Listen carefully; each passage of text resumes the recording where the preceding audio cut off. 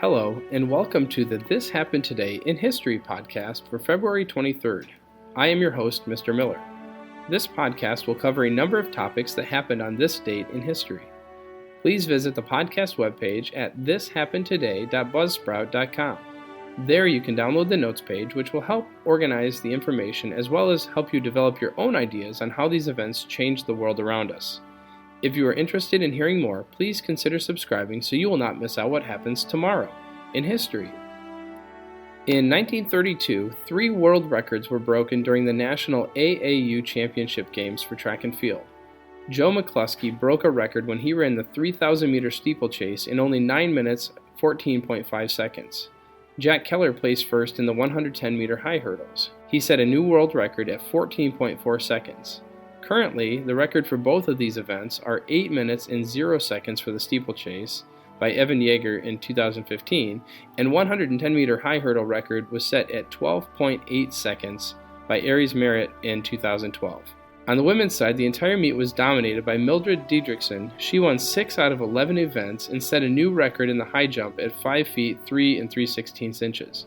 The current record at this event is 6 feet 8 1/4 inch. In 1987, the light from Supernova 1987A finally began reaching Earth on this date. It is estimated that the explosion occurred over 160,000 years ago and nearly 1 million trillion miles from Earth. The supernova is located in the Tarantula Nebula.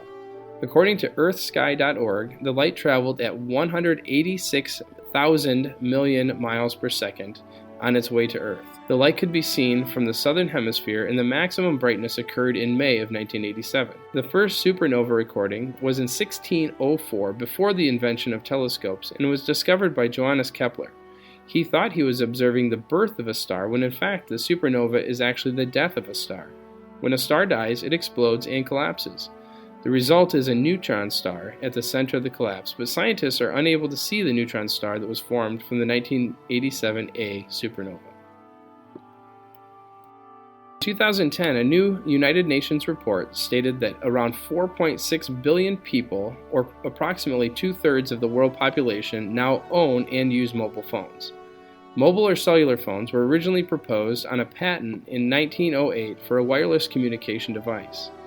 The idea was much different than the devices we're using today. The first mobile phones were not actual telephones, but were two-way radios that allowed taxi drivers and emergency workers to communicate. These radio telephones were also developed, modified, and tested through amateur radio communications. Phone conversations began to replace the Morse code-only options of wireless communications. The technology continues to advance, and phone sizes and features have been changing ever since. As the technology changes, it will be interesting to see how the number of people using a mobile phone will change too. You have been listening to the This Happened Today in History podcast for February 23rd. I thank you for listening, and I hope that you have enjoyed learning about historical events from the past. Thank you today to the following websites for their information regarding the topics: thepeoplehistory.com, AAU Records on Wikipedia and trackandfieldnews.com, Supernova 1987A at earthsky.org, and radio telephones at w2pa.net, the history of mobile phones at uswitch.com. The music used as the background track for this podcast is Americana, created by Kevin MacLeod on incompetech.com.